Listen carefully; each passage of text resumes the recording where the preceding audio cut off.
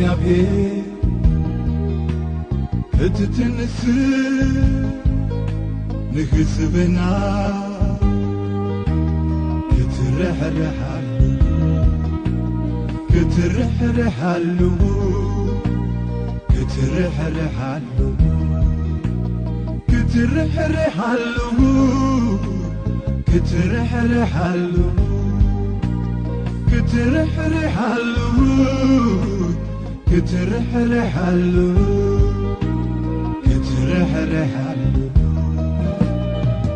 እግዚአብሔር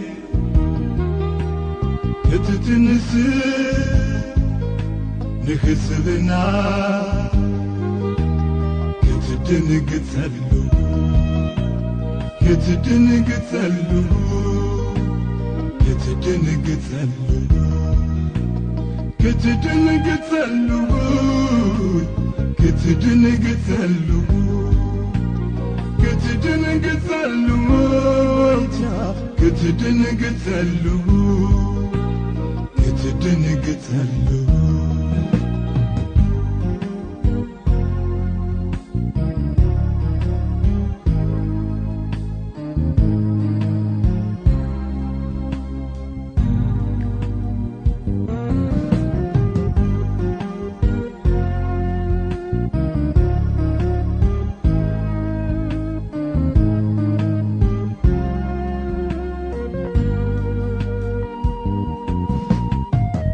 ካነ ማና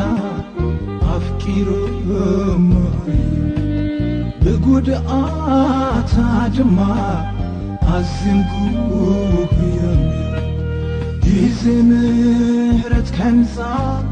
ይገለጽ ግልጽምካ ዘዓነወት እስትኻ ብኽብርኻ እነጻ ጊዜ ምሕረት ከንሳ ይገለጽ ቅጽምካ ዘዓነወት እስትኻ ብኽብርኻ እነጻ እግዚአብሔር ክትትንስ ንሕዝብና ክትድንግጸሉ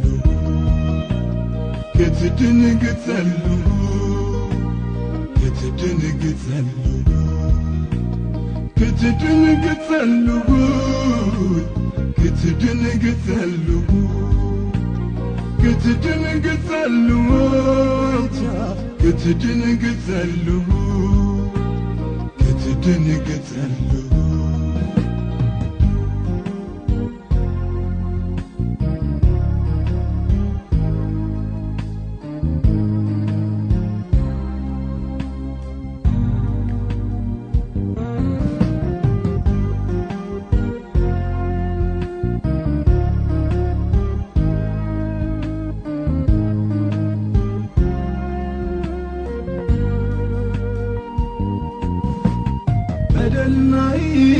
አቦታት እግዚአብሔር ይቅረብ በደልናይ ሕዝብና እግዚአብሔር ይቅረብ ደግማ ሕይወት አበና ክንዓይ ተንሲና ዘሓለፈ ጊጋና ኩሉ ተዓሪምና ደግማ ሕይወት አበና ክንዓይ ተንሲና ዘሓለፈ ጊጋና ኩሉ ተዓሪምና እግዚአብሔር ክትትንስ ንሕዝብና ክትድንግጸሉ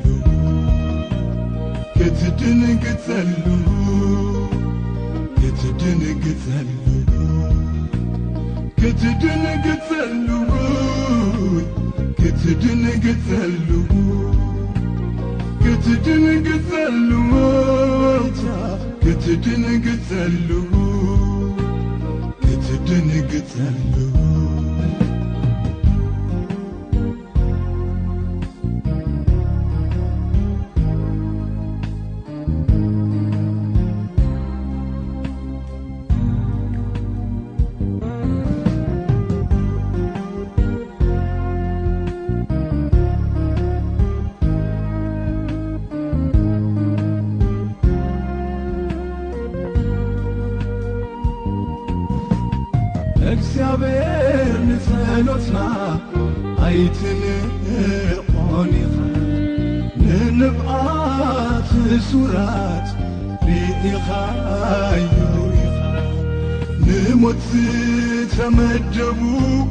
ምእንቲ ክትፈትሖም ካብ ልዕልና መቕደስካ ወእግዚአብሔር ተምቶም ንሞት ዝተመደቡ ምእንቲ ክትፈትሖም ካብ ልዕልና መቕደስካ ኣምላኸይ ተምቶም ወእግዚአብሔር ክትትንስ ንሕዝብና ክትርሕርሓሉ ክትርሕርሓሉ ክትርሕርሓሉ ክትርሕርሓሉ ክትርሕርሓሉ ክትርሕርሓሉ ክትርሕርሓሉ ክትርሕርሓሉ ወእግዚአብሔር ክትትንስ ንሕዝብና ክትድንግጸሉ ክትድንግጸሉ ክትድንግጸሉ ክትድንግጸሉ ክትድንግጸሉ ክትድንግጸሉ